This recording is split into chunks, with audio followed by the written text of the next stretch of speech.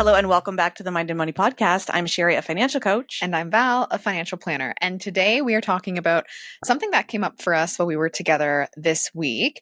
And it was something that I heard growing up from an employee of a credit union in our town. And she said the people that are doing the best are still in their first home. They didn't move around and upgrade. And we just reflected on this in financial situations where sometimes we upgrade something or buy something new, replace something when what we have worked perfectly fine before. Sometimes we do it for societal pressures. Sometimes we do it for wants or feeling like, well, I guess it is more so pressures from external sources. Sometimes it's internal sources.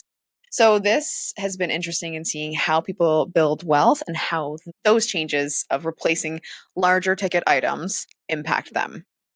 Yeah, and by really focusing on the two things we typically spend the most on is housing and our vehicles, and focusing on how we can keep the costs for those down, because then that allows us to have more flexibility in other areas of our lives. And of course, with everything, there are some exceptions, right? Maybe you're a car person and you love cars and you have zero interest to ever travel, but you want to fix up an old car or buy a super fast car, or you love decorating your home and having a space where you can host people all the time. Like, it comes with spending and align with what's important to you as an overall thing. But like, if your home's functioning for you and there's enough space, we upgrade so much in the biggest expense of our lives, and that can be really costly. I think with what you were saying too, like this won't apply to absolutely everyone, because for some people, certain things are really, really important to them. So it's being very clear on what your why is. Like,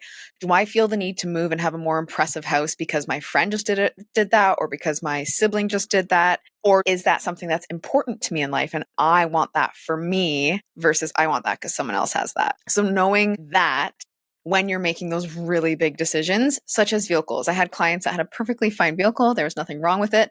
I know dealerships did this a lot too. They would be like, hey, trade yours in. We can keep the payment the same, but we really need those lots or those models on the lot. We really need your 2010 Ford Edge. Right.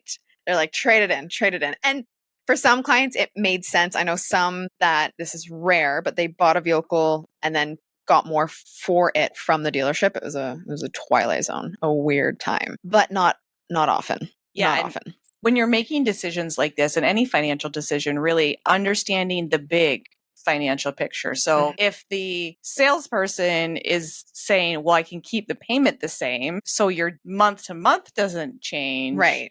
But what does your year to year look like? Were you 1 year away from being car loan free and then being able to do something different with that money to save up for your next car, so then you can avoid car payments for the rest of your life, or to put more extra towards your debt until you needed another car? Right. Or do you now have negative equity that you took from the old car, put it into the new vehicle?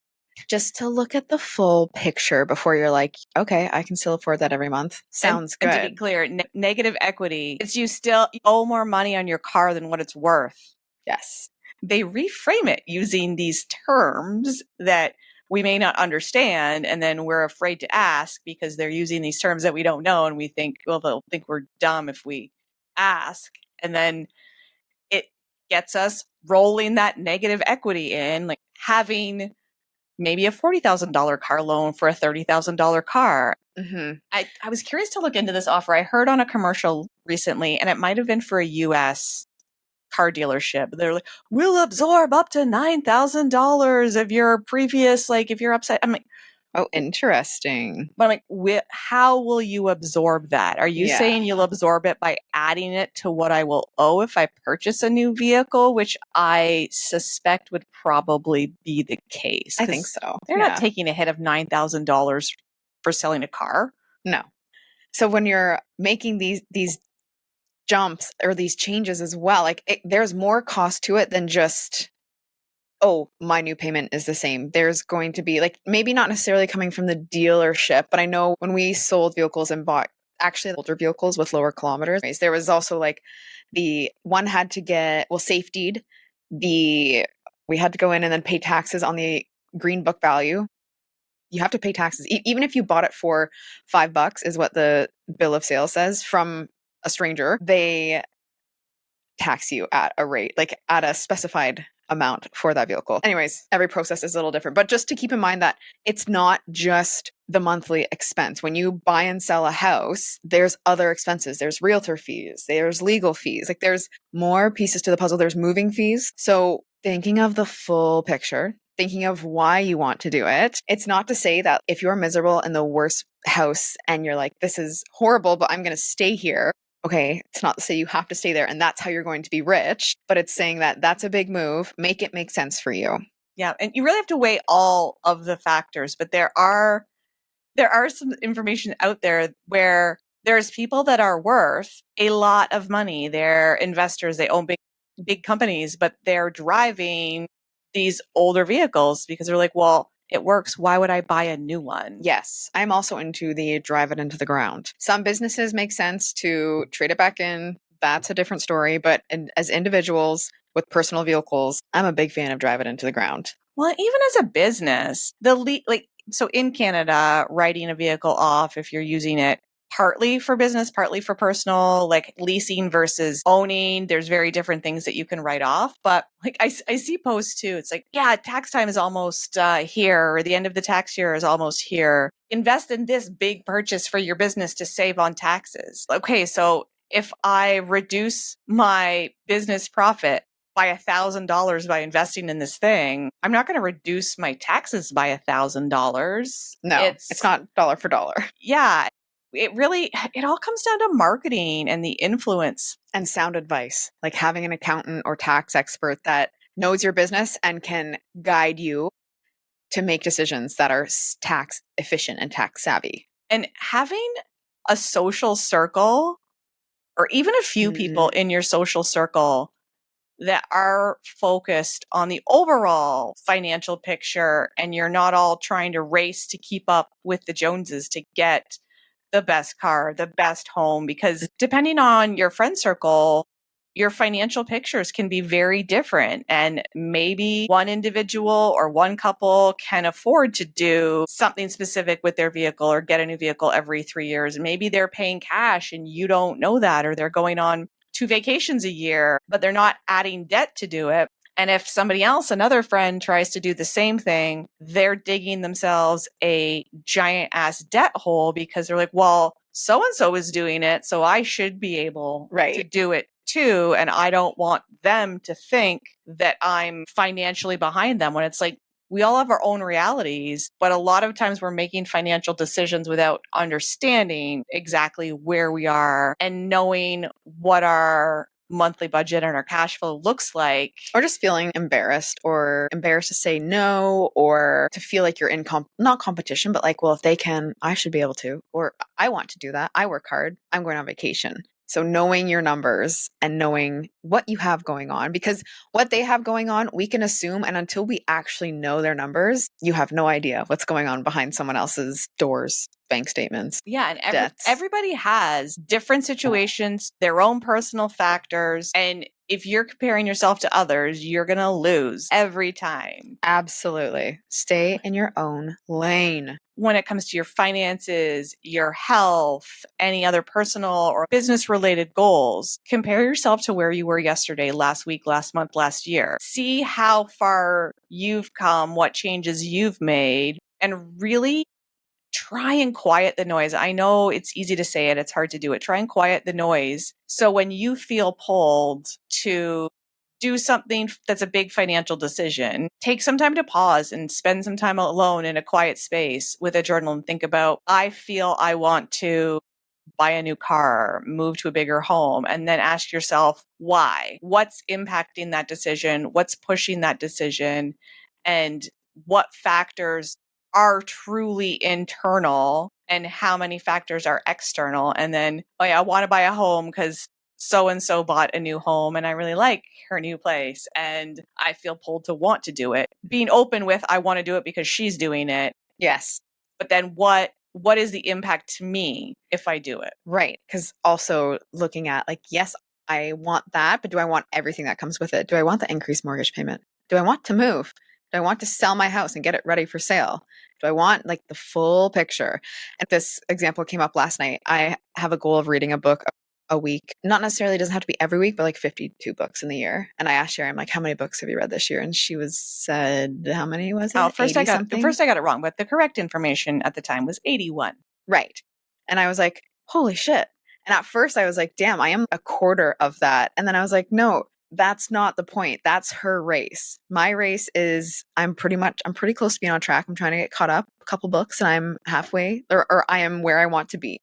But it was this like, I'm in competition with me, not with Sherry. But it was a moment where I had to not correct my reaction, but just be like, was that your goal? And no, that was not my goal. And I tried to share it with a disclaimer too. I'm like, I'm at 81, but I don't have anybody to be responsible for. I don't take care of anybody. I don't take care of a kid. I don't take care of animals. I don't there's a lot of free time that I have and I choose to spend a lot of it reading. And yeah, and it wasn't a bad thing at all. It was just interesting to see that first reaction in me was like, holy shit. But then I was like, no, that's okay because those are our different goals. She's on track. I'm on track. And I think that's our first reaction is often one that is influenced mostly by external factors. And then when you slow down and take a beat and think about how am I feeling about this? Why am I feeling like that? And what's my true story? And what do I really want? And what can I really make happen that I want? Maybe you want a new car, but then you take a step back and you're like, okay, Joe salesman tells me that it's going to take the same amount of payment for my monthly payment for a car, but it's going to take 7 years. And thinking about, okay, in 7 years, will I still want to be driving this car or will I want to have upgraded? And then is it better to just hang on to the one you've got? Take care of the one you've got, unless it's a lemon. If it's a lemon, run away. Yeah. But it comes down to contentment too, and figuring out why we're trying to emulate what other people have. Yeah, social media is is a bitch, and I try and really curate mine so it's more about what random things can I learn. Right. How can I not be influenced by things? But we're all influenced by things. It's just how we handle moving past that initial feeling of like, oh, I need this. Yeah, yes. I want. Yes. Because yes. Pause. To success. Yeah, pausing. Reflect. Put it on your wants list. Do you actually want that? Yeah, and asking, you said this earlier, asking why. What feeling do I have when I see this person do this, this, and this that makes me want this? And really, it creates disconnection between what we really want and what we think we want. And it's all about leaning into you and not being afraid to say no. When it comes to how you spend your time, how you spend your money, anything in your life, the more empowered and comfortable you feel saying no when things don't align, it's even a powerful shift. How you spend your energy, because then your energy isn't spent like mulling over what you don't have and what you wish you had and like that jealousy piece. It's like, no, I checked in. That actually wasn't for me. Awesome. Yeah. I'm not spending the weekend like, oh man, I wish I had that. Like, wish we were, yeah. I wish we were water skiing somewhere on a fancy boat, but it's like, no, I would rather be reading and cozy and not breaking my neck out on the water because I'm a little bit clumsy and not coordinated. So seeing a flash of something and reacting is normal, but it's what we do to take it the next step. Action. It's the action and the boil down. That piece is huge. It's very worth it to learn about yourself and live more in alignment with what you do want. And I really, you can have it all. You just can't have it all right now because we've got a set amount of money coming in, and managing it effectively can be huge for next steps, but also really help you leaning into that contentment, being like, I'm good. I would rather have a smaller car with a smaller payment or an older home with a smaller payment, or I want that big house and I'm not going to do these other things. It's all about prioritizing. And one thing I've done too is when there's those like bigger things where I'm like, oh, I should be moving on this. I should be doing that. I should be investing in this or buying something that I don't actually want, but I heard someone talking about it. I have a list of free things that bring me joy. And then I'll be like, go pick one of those and like, remember, just give back to yourself, but you don't have to go and spend a whole bunch of money to give back to yourself. It can be really simple. Yeah. So much FOMO in life. And there's this stock or there's this thing or there's this Bitcoin. And people can get themselves into trouble because they put money behind something without truly understanding what it is and what it's impacting. They put what money you behind want. it because someone's like, oh, this is really big. Yeah. This is the future. So think about what you want, where you want your life to be in 2 years, 5 years, 10 years, and really getting solid in what you want today can help reduce the noise of those external factors. They're never going to be silent, but most definitely can help you block them out much easier if you learn that they don't apply to you. Yep. Yeah. And do you say no to things you don't want to and figure out how to say yes to things you do want, because damn, it's empowering and freeing, and it just helps all the other things fall into alignment as well. So yeah. Save money on those big ticket items by keeping it simple and focusing on what you want. Run your own race. Thanks for listening. We'll see you next time on the Mind and Money Podcast.